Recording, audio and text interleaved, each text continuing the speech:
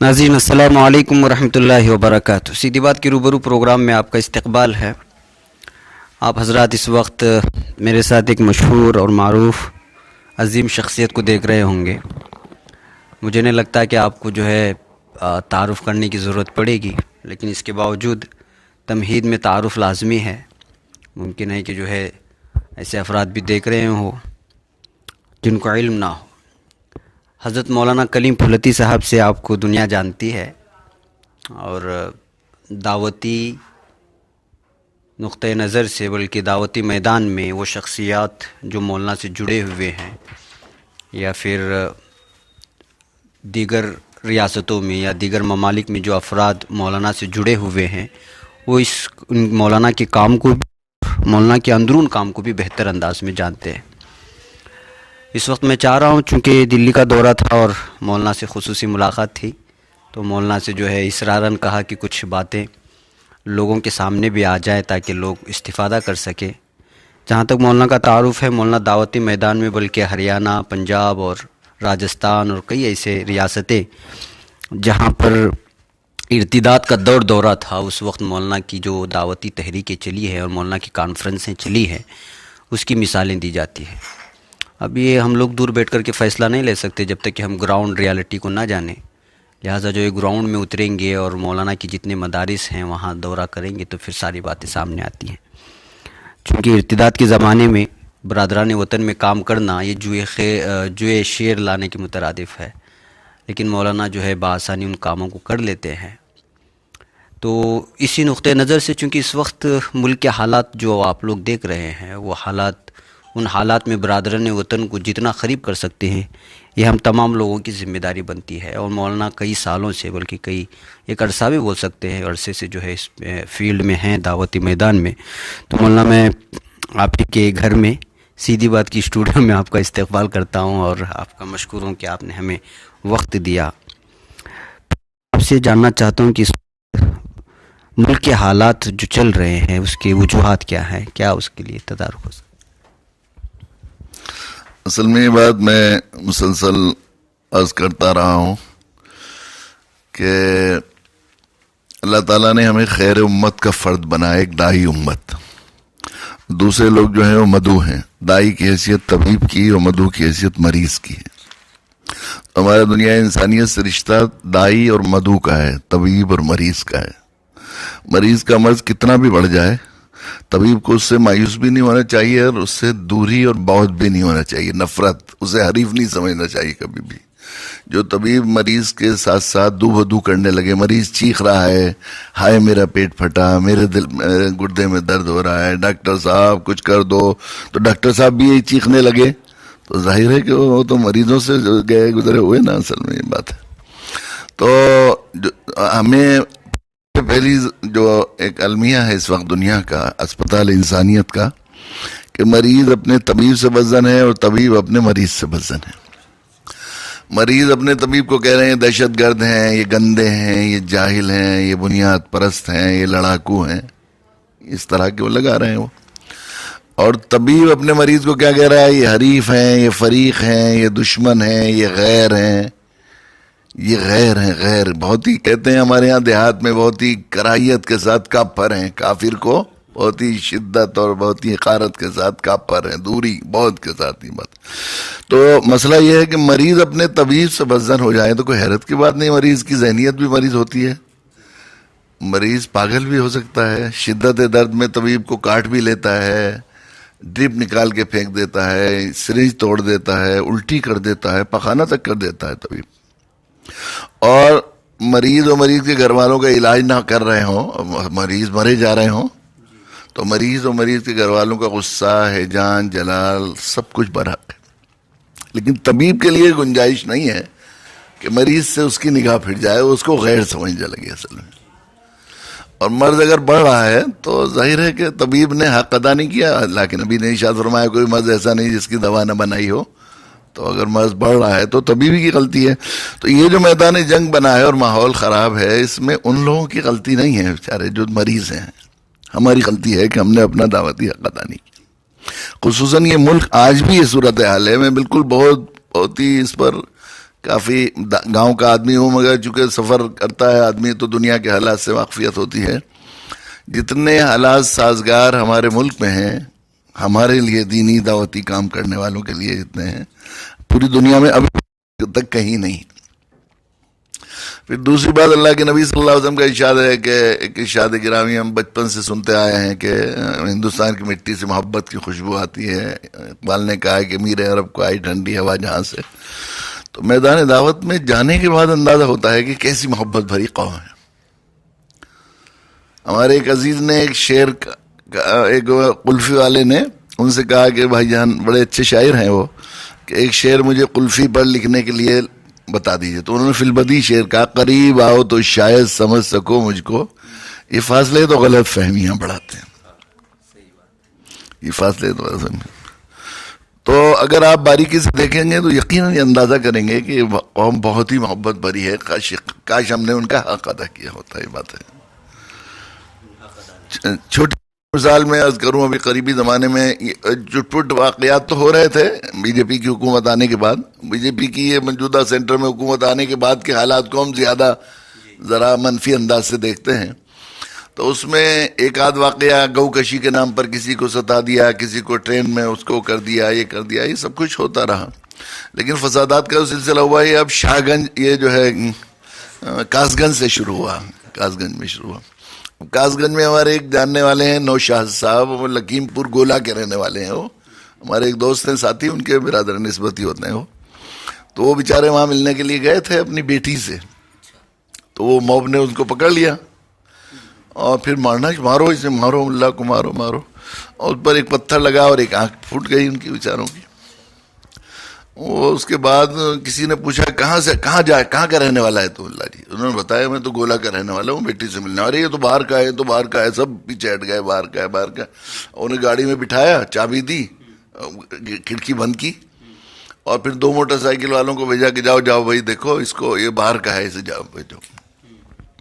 ان کا انٹرویو آیا T V وغیرہ پر کہ میں ان لوگوں کی بڑی قدر کرتا ہوں کہ ان کی انسانیت جاگ گئی، انہوں نے ایسے حالات میں مجھے چھوڑ دیا، جبھی تو میں اپنی بیٹی کو دیکھ سکا، اور میں بڑی قدر کرتا ہوں. یہ انٹرویو پر سنا.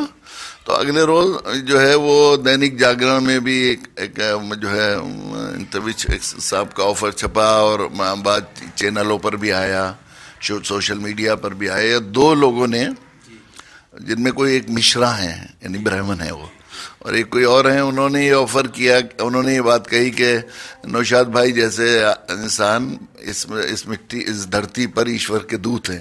کہ انہوں نے ایسے نفرت کے ماحول میں بھی ایسے پریم کی بات کہی. اور مجھے بہت دکھ ہے ان کی ایسے ایشوریہ دودت کی آنکھ کے جانے کا. تو میں یہ پیشکش کرتا ہوں، دونوں نے یہی پیشکش کی کہ اگر نوشاد بھائی قبول کریں تو وہ اپنی آنکھ ان کے چہرے پر لگانے کے لیے پیش کرتے ہیں، اور دونوں آپریشن کا خرچہ ہم برداشت کریں گے. اور اگر وہ ہماری آنکھ کو قبول کر لیں اور اس ایشوریہ دودت کے ماتھے کے اوپر ہماری آنکھ لگ جائے تو ہم جیون بھر گرو کریں گے. یہ ایسی بڑی قوم ہے، یقیناً یہ باتیں کیسی بھی ہوتی ہیں. افسوس یہ ہے کہ ہم نے جو ہے دو بدو حریف بنا لیا، ہم نے خداری کیا. یہ باتیں ضروری ہے، ان چیزوں کو سامنے آتے ہیں. اور اس واقعے کے بعد، اس دونوں انٹرویو کے بعد، یعنی لوگوں کی ذہنیت بدل گئی. اس فساد میں جو ذہن بن گیا تھا، وہ کمیونل فیلنگ ختم ہو گئی صرف ایک واقعے سے. اتنی جلدی جلتی پہ پانی ڈال دیتے ہیں، ایسا ہوتا رہا، کیونکہ بہت پہلی یہ خبر یہ بات ہے. مولانا یہ آپ دعوتی کام برادران وطن میں کرتے ہیں، اصل میں یہ تحریک آپ کب شروع کیا اور اس کی اصل وجہ کیا تھی؟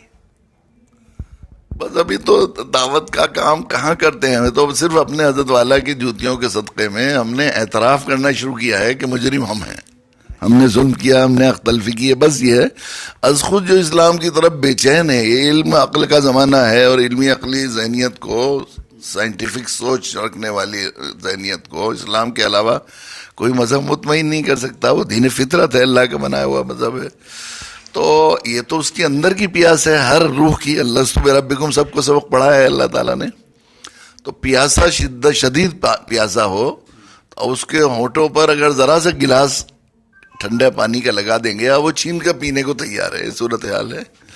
تو اب ہم لوگوں نے چیخنا شروع کیا کہ ہم مجرم ہیں وہ ہیں. تو از خود اسلام قبول کرنے والا چاہے ساؤتھ کا ہو کہاں کا ہو, لوگ وہ تلاش کرتے ہیں ہمارے ساتھی رفقا جہاں جہاں کھڑے ہیں, تو ان کے حصے میں ان کی ہدایت آتی ہے, ورنہ تو ہم خود مجرم ہیں.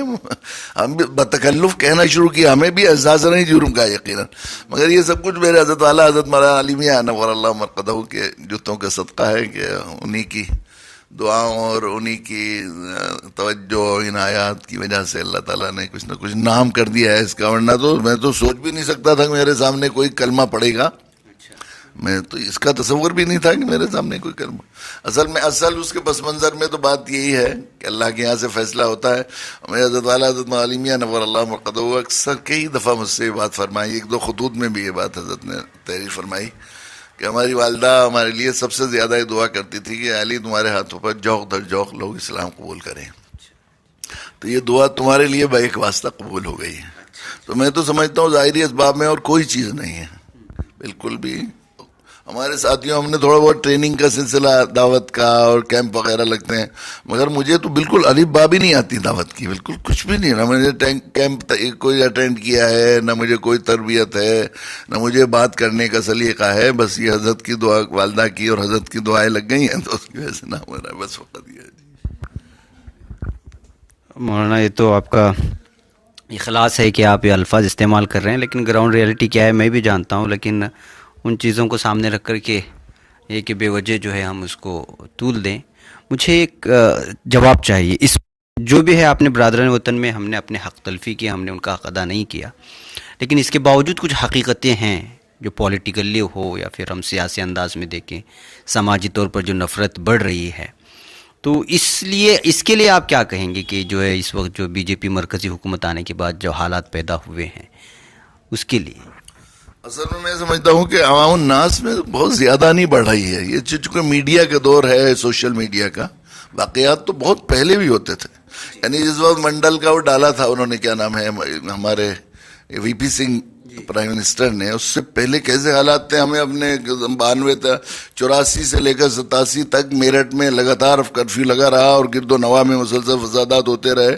حج کو جانے والے لوگوں کو ترشولوں سے مار دیا, اور کتنے باہر کے مہمان آئے ہوئی تھی خواتین, ان کو کیا. اور اس زمانہ میں یاد ہے اپنے بچپن میں کیسی کمیونل فیلنگ تھی, لیکن اس زمانے میں میڈیا کا دور نہیں تھا, اصل میں اتنی ساری چیزیں صحیح نہیں ہوتی. ابھی بھی زیادہ کچھ ایسا نہیں ہے کہ بہت کمیونل فیلنگ ہے اور لوگوں میں. ہم لوگ مسافر کو تو اندازہ ہوتا ہے خوب روز, ہم لوگ ہر وقت رہتے ہیں, ایسا نہیں, اللہ کی شکر ہے.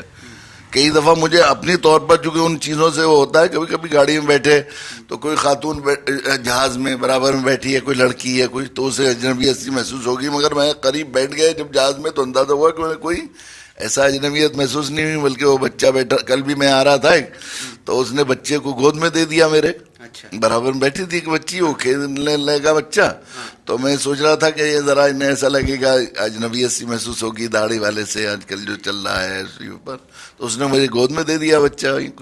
چلو اسے کھیلو انکل کے پاس, ماما, یہ ہوتا ہے. تو ابھی بھی کوئی ایسا میرے خیال سے زیادہ, اب آپ یہی دیکھ لیجیے کٹھوا کیس میں ہی ہے تو زیادہ تر غیر مسلموں ہی نے وہ کیا, کتنا زیادہ. یعنی فلمی دنیا کے لوگ بھی چیخ پڑے, ہیما مالنی نے کیسا وہ کیا, اکشے کو میں نے کہیں دیکھا کوئی کلپ کسی نے بھیجی, وہ ہیرو ہے, اس نے کہا اتنے جذبات میں اس نے کہا کہ آصفہ تمہارے ساتھ جو ہوا ہے مجھے اپنے آپ کو انسان کہتے ہوئے شرم آتی ہے, آنے لگی ہے. اب وہ لوگ ظاہر ہے کہ اب یہ ایسے ایسے لوگ بھی کر رہے ہیں, تو کچھ میرے خیال سے مایوس ہونے کی بات نہیں ہے کچھ بھی. بس یہ ہے ہم لوگ ذرا حق ادا کریں اور تو ہو جائے گا, بس یہ بات ہے.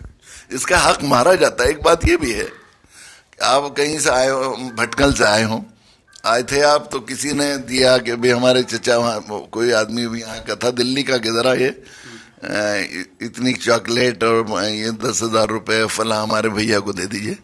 تو آپ وہاں جا کے بھی نہیں پھرے اور چلے گئے جا کر, تو ظاہر ہے انہیں غصہ تو آئے گا, جلال تو آئے گا جس کا حق ہے. تو یہ ہمارے پاس ایمان ان کے امانت ہے, ہم نے ان تک پہنچایا نہیں, تو ان کے غصہ ہونا اور جلال تو کوئی اس میں ہمیں شکایت بھی نہیں کرنی چاہیے کہ ہم نے حق تلفی کی ہے. اصل میں تو اسی پس منظر میں دیکھتے ہیں. صحیح بات ہے.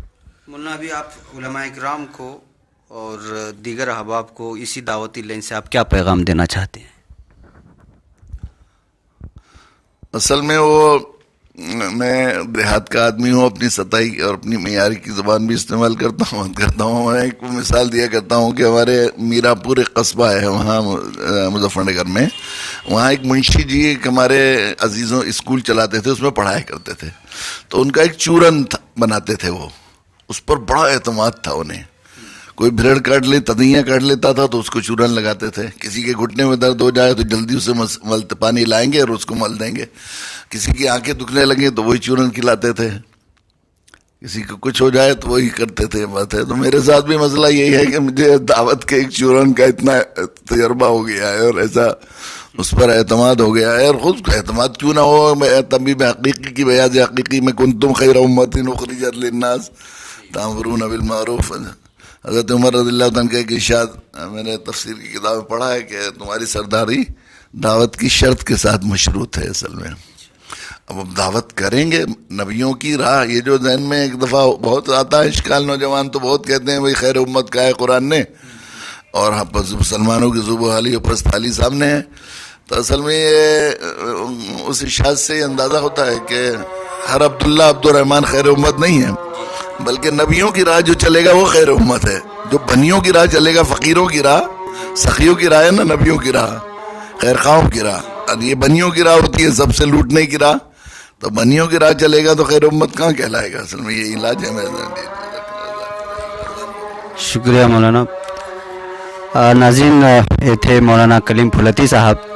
انشاءاللہ پھر مولانا کو دعوت بھی دی گئی ہے, بنگلور آنے کے بعد اسٹوڈیو میں تشریف لائیں گے, تفصیلی گفتگو ہوگی اور بہت ساری تفصیلات بھی آپ لوگوں کے سامنے رکھیں گے.